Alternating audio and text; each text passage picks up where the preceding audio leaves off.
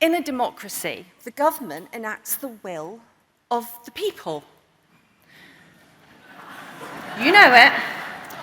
These days, nudging is used by the government and its influencers to change the will of the people from the top down. While we think we live in a democracy, the truth is that power has been inverted. We live in a nudgeocracy. If democracy is about enacting the will of the people, one of the most fundamental questions we should have been asking ourselves is, what is our will and where does it come from? Our will is our decision-making capacity. It's a faculty of the mind, and it should be evident in our freedom of action, our behaviour. Do you fully understand how your mind and your behaviour are influenced? The nudgers, the psychocrats, the technocrats, they think they know what is best for you. And, even better, how to guide you towards it without you even being aware. The person who coined the term nudge, Cass Sunstein, said, "By knowing how people think, we can make it easier for them to choose what is best for them, their families and society." Isn't it great that there are people who know what's best for you? Psychology used to be about diagnosing and fixing people, but these days it's more about predicting and manipulating people. You might think there's nothing new to see here. Governments have always drawn on their understanding of human behaviour to influence voting behaviour or citizen behaviour, but there is something new to see. Nudging is now embedded in governments.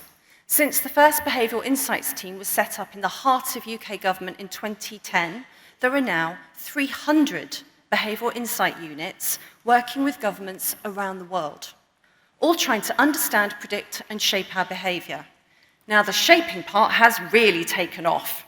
Policymakers are increasingly asking behavioural scientists to help with policy problems. The problem, you may not be aware, is often you. Human behaviour is seen as being the core of how to solve problems like climate change or pandemics or any of the perma-crises we're permanently stuck in. The nudgers say it should be used for good, and it is hard to criticise efforts to tackle obesity, knife crime, organ donation, but there are more holes in these campaigns than you'd think. For instance, there are more organs available since it became the default. But that doesn't mean there are necessarily more organ transplants, because the systems aren't in place. The nudgers look to shift behaviour, and they don't have an eye on the whole picture. Coming back to climate change, you can find in multiple government documents that if the UK is to meet its net zero climate goals, then we need to change how we travel, what we buy, what we eat, and how we use energy at home. It is our behaviour that they want to change. Now, Together has been battling ULEZ and LTNs with great success, so let's look at the travel part. We're given very laudable reasons why these policies must be foisted on the motorist or must regressively hit the poorest and the small businesses and the working classes. It's about air quality and road traffic accidents. But sometimes they say the quiet part out loud. In a House of Lords report called "In Our Hands, Behaviour Change for Climate and Environmental Goals," one proposal reads, "The measures that could dissuade private vehicle use include A, changing rules on the use of roads, such as reduced speed limits, school streets, low traffic neighbourhoods and other measures. B, road pricing, congestion charging, low emission zones, high parking costs, workplace parking levies and other changes." This is all about dissuading private vehicle use. It's radical incrementalism. You achieve a radical end result with small steps, so small that you don't know how you got there. But if they told you at the outset what they wanted to do was make you give up your car, you'd say no. And another proposal in that same report says they want to reduce private car use by 1/5. It's all about making driving inconvenient and costly. Now, coming back to nudge more broadly, there are obvious ethical problems with governments using nudge. Nudge undermines your free will. Changing people's behaviour without their consent and knowledge is controversial. I can't believe it's seen as a pillar of modern government. If we continue to allow ourselves to be nudged for good, supposedly, then we've given up determining what good even is. It's been decided for us. We want a democracy and not a nudgeocracy. What do we do about it? Well, after I wrote A State of Fear, I tried to persuade the government that they should consult on their own use of behavioural science. To no avail. You won't be surprised. I asked the COVID inquiry if they would look at the use of behavioural science and fear-mongering, but they didn't include it in their terms of reference. Where does that leave us? Well, we have to organise together, and we have to address our individual agency, because I'm sorry to tell you, there's no government white knight.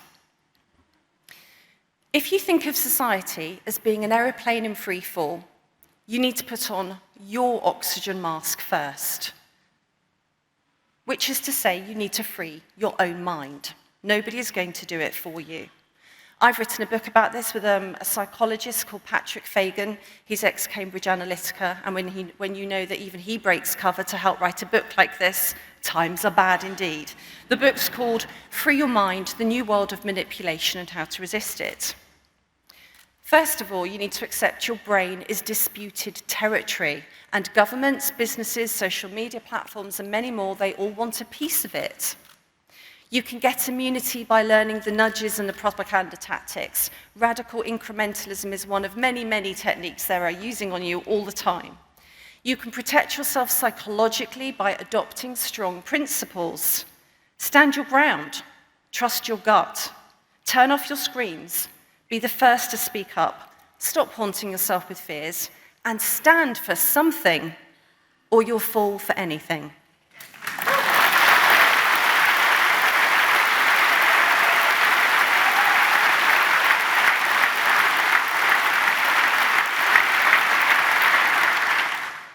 Just to finish, we'll do another one of those in a minute.